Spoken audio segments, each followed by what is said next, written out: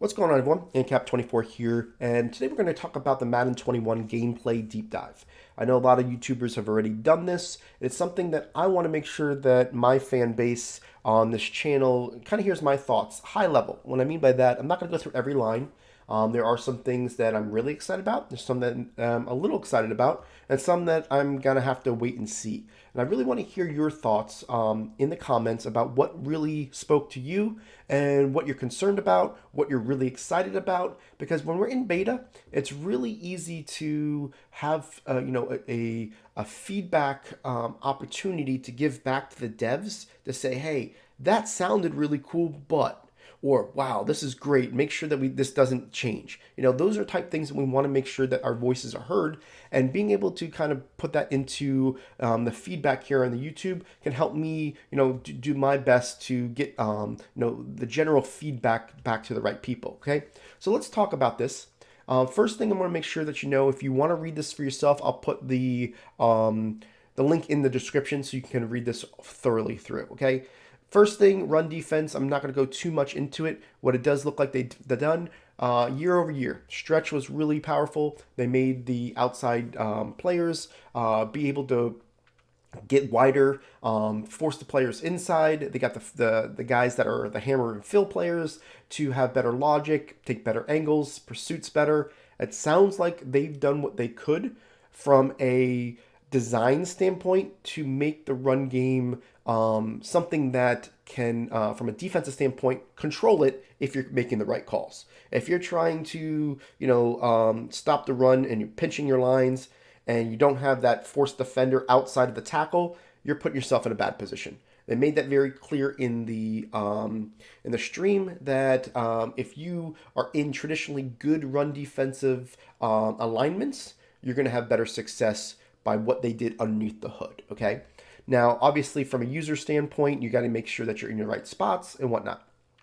Tackle improvements, location-based tackles are two things that I'm kind of going to skip over. Definitely take a look at it, but for the most part, they did make sure that dive tackles are much better this year. You're going to be able to get your ability to, have your players know where the first down marker is, both on offense and defense side of the ball. And they're going to make the ability to either reach or stop the player at that either goal line based upon their ratings. It all seems like really cool things, right? Not something that I'm going to get totally into because to me, sounds great, will look great, and will have a great feel on the game, but it's not personally what's as exciting for me. Okay.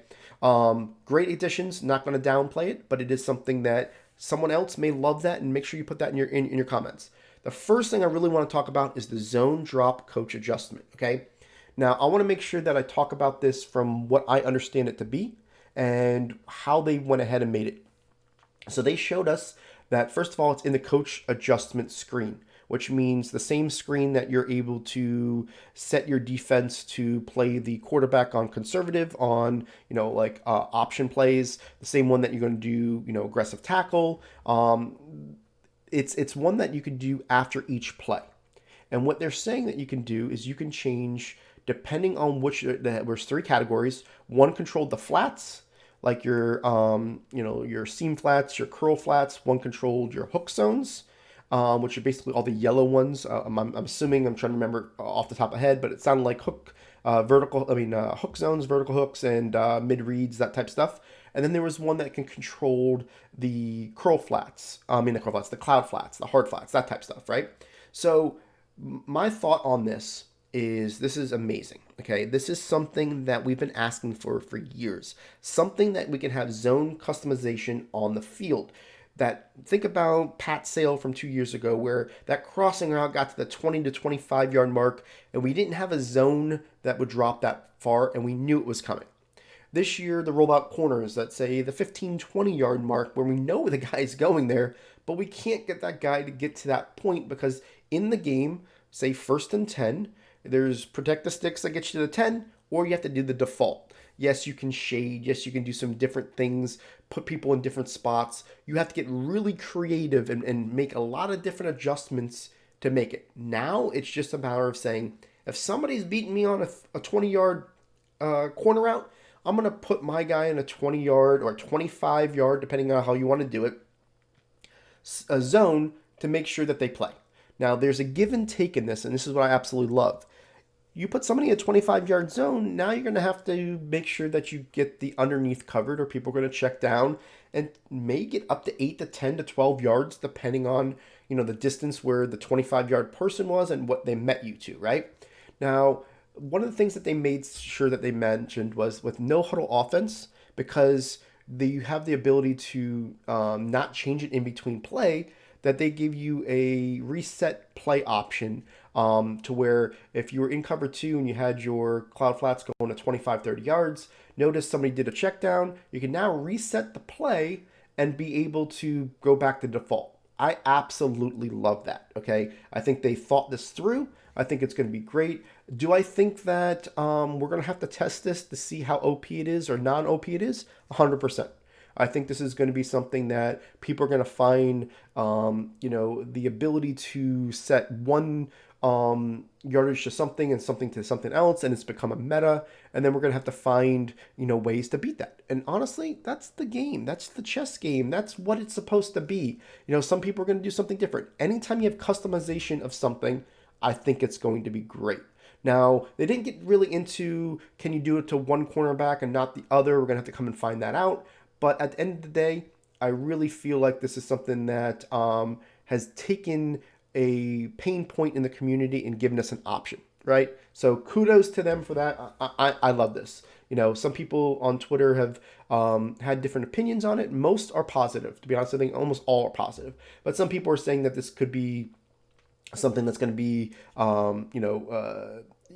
they need to wait and see. And I get that. But I do love it. One thing that they did also mention is that if you're in any type of zone matching, cover 4 palms, cover 4 quarters, let's say cover 6, cover 2 soft squat, cover 3 match, any of those, it's going to turn off their matching principles. So basically what you're going to do is you're going to have spot drop coverages every time you do it. So your outside players that might have matched in a different defense are going to go back, and those ones that you told them, the interior, the cloud flats, whatnot, they're going to play to the level. Okay, enough about zone drop. Absolutely love it. Think it's going to be great. It's one of the things I got off of the stream and said, wow, thank you, finally. Okay.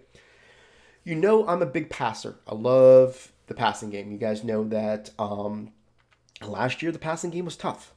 A couple things that I felt that I saw, I read, I heard, it's going to be a give and take in the passing game, guys, and I'm absolutely for it. Okay, let's talk about the first thing, throwing out of sacks. What I saw in the clips that they gave us was a play, I think it was Baker Mayfield, was trying to throw the ball down the field. He got hit, didn't get a full throwing power on it because he was going down the field. The ball came lame and didn't reach his opponent. It got picked off. Okay? I absolutely love that. Okay? And I'm going to tell you that the realism behind that's really cool. Okay, now people are going to say, oh, man, it's going to be a love and hate relationship. I'm going to tell you that. When it happens to you on defense, you're going to love it because, yes, I almost got to him. I got rewarded for it. The guy should be penalized for not getting the ball off quicker. I hit him as he threw, and now I have that ability, right? Now, on the offensive side of the ball, there's got to be a reward for it, right? It just can't be all negative. This is what I see the reward as. Last year, when somebody got really close to us, it kind of felt like there was a force field that once you hit it, the quarterback stopped his throwing motion and took the sack.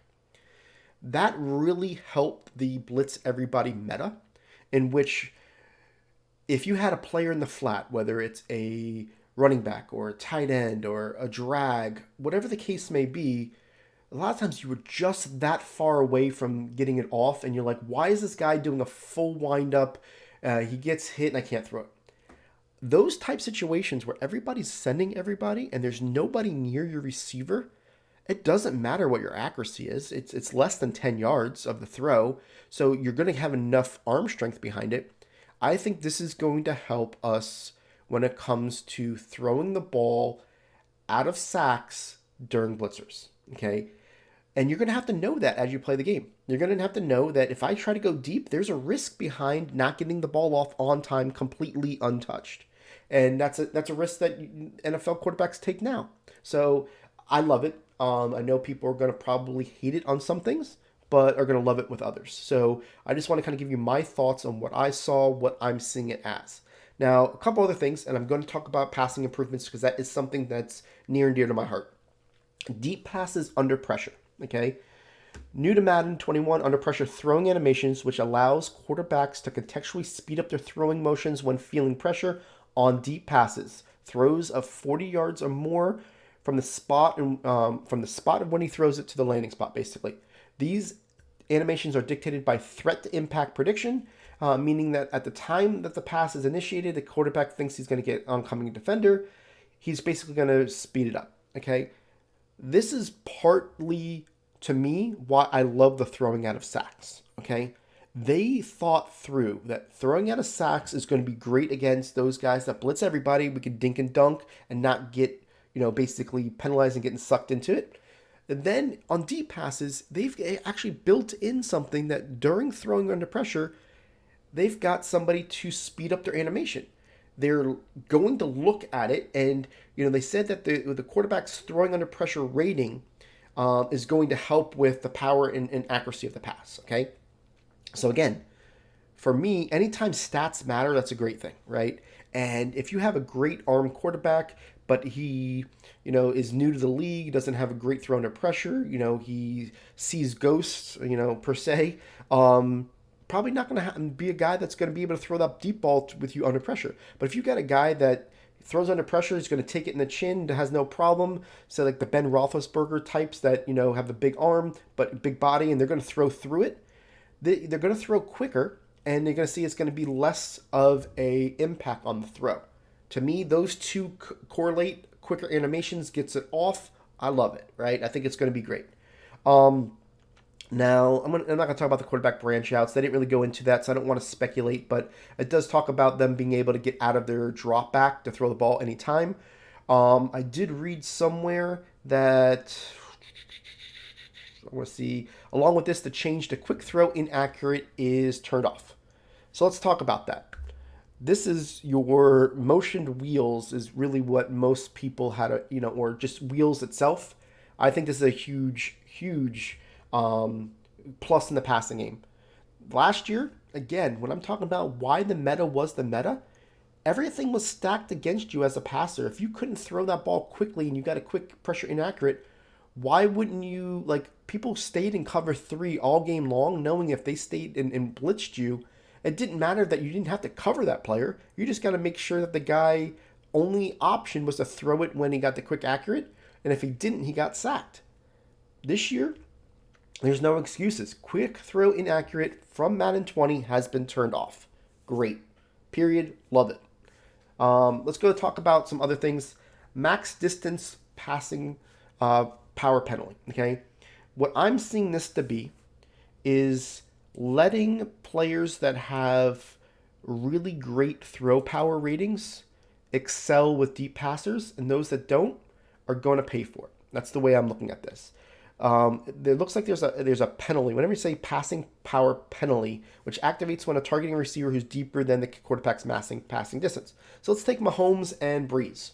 Say Mahomes' max passing distance, let's say from where he throws it to where the ball's going, 65, 70 yards. I'm not sure if that's accurate, but let's just say that's the number. Let's say for Breeze, it's 55 to 60. So there's a big difference. If I'm running the same bomb play with Breeze as I am with Mahomes, Mahomes may not have his throw altered because he's got the arm strength and his accuracy is going to be part of it. If Breeze is trying to throw that ball, maybe the ball doesn't go exactly where you want it, and maybe it's underthrown a little bit. Maybe that allows for a defender to be able to catch up to it, where Mahomes is going to perfectly lead it to where it needs to be. Maybe Breeze, I don't know how subtle or how big it's going to be, and that's what's going to hold my opinion on this. I like the idea, but I don't know yet to see what the penalty is. The word penalty makes me kind of figure out, to what degree is it? Are we talking a 10% difference, a 5% difference, 25% difference? Whatever the penalty is, I want to know that for me before I make my decision on how this is going to be affected on the field. If it's literally, hey, you're going to lose 5 yards on your throw, and it's going to allow for a cornerback to now contest it, but my receiver can still go back to it. You just underthrew it. I'm cool with that. If you're talking about 10 yards and my guy has no chance to get it, and then we're going to have to discuss that, right? So I got to see what it is.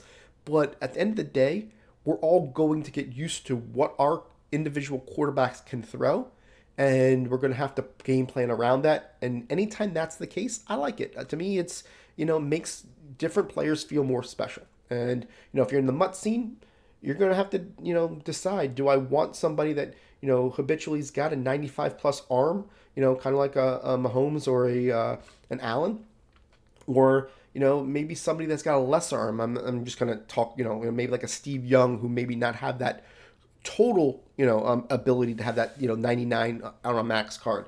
Either or, that may make a difference, and I like that. Okay. One other thing that I want to talk about is parity of handoff animations. I'm going to call this the Tress way. Obviously, with Joke, he had a left-handed punter and a right-handed quarterback in order to get the best animations when it comes to speed on them. No longer does he have to do that, or anybody have to do that because of that. Now, this one is going to be interesting. I want to make sure we talk about this. Pass interference and illegal contact. I read through this, and I've got mixed emotions on it depending on how it gets implemented. If it's something to where I do a click on to the safety and we're both going for a corner pass, and as I'm trying to go for the ball, I touch the guy before I get to the ball and I get a pass interference, I think that's going to be really tough to swallow. If it is something to where, and I'm hoping this is the case, the players that have the users, they see that, they're getting beat on a crossing route, so they run in front of the crossing route, stop the guy from his route, basically knock them off the course, past the 5 yards. It's down the field, and it's really just about your user getting in the way of people to stopping their routes on purpose and hitting them.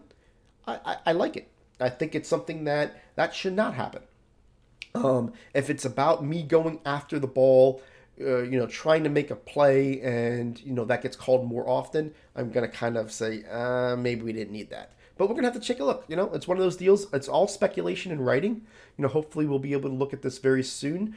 They did say that the beta for those that signed up for it was going to be was supposed to come out last night, they said, but for some reason or another they had to push it back. So hopefully we'll be able to see that. Let's talk about defensive contained blitzing. Now, this is something that's going to be probably a little bit more of a controversial subject, so I do want you guys to talk about this. What they've talked about was the contains in Madden 20 were ridiculous, right? We all know that the contains, they gave you a double-edged sword. They were able to they were able to get to the quarterback just with the same amount of speed as a regular angle blitz, but at the same time, it gave you the double whammy of allowing yourself that if you had to roll out, the guy would be able to follow the player, right? It's not like he took a direct angle and didn't have the ability to also contain. This year, what they're saying is you're going to have to pick your poison. Do you want somebody on a contain? And if you do, they're going to initially have less speed, is kind of what I think what they said. They're going to say the contain player will be moving at a speed slow enough to read the quarterback to keep him in the pocket, but will not break into full speed rush until the quarterback starts to scramble. So what I'm seeing, what I'm thinking this is going to be, initially they're going to read the quarterback to see if he's doing a natural rollout. If he's not, then they're going to be able. So my guess is that they're probably going to have, they slow down the initial untouched player to the quarterback in some realm. I'm okay with this because if the alternative is if you don't want him to do that, you put him on a regular angle. I feel that the community is smart enough to find OP blitzes every year. Every year, no matter how hard it is to get to the quarterback, we find OP blitzes, meta blitzes, and this is going to happen. Now, if that's the case, I think that this is going to be something that maybe there are going to be less meta blitzes or style of blitzes that don't have contains on them. Or if the contains are still good, then maybe only certain types of blitzes will get in. Like last year, I felt you can have a very similar blitz in so many different types of formations, and is very tough to stop. I would rather not see that this year, and this may be a opportunity for them for year over year to get that right. Okay, so that was a big thing for me. The last thing, so I don't get this too far into it, is these next two that I'm showing. Player personnel packaging, I think might be the biggest win of them all. It is something that is going to be a headache for the defense. I'm going to make sure that we say that right off the bat. Huge. The reason why is this is what you see a lot in the NFL, right? You see somebody that, let's take the Patriots, for example, when they had two really good tight ends, when they had their packages a lot of times were two tight ends, two receivers, and a running back. They would start them out spread, read the defense, and see, hey, do I have a mismatch on a linebacker on a tight end? Do I feel like I can exploit this with them spread? Let's call it. If not, what you can do is you can formation shift that down into a different formation. So think now, if I have gun spread, it's a 2x2 setup. I got both my tight ends in the slots. I see that they're coming out in, dime 146, and I want to take advantage of the small personnel that they have out there.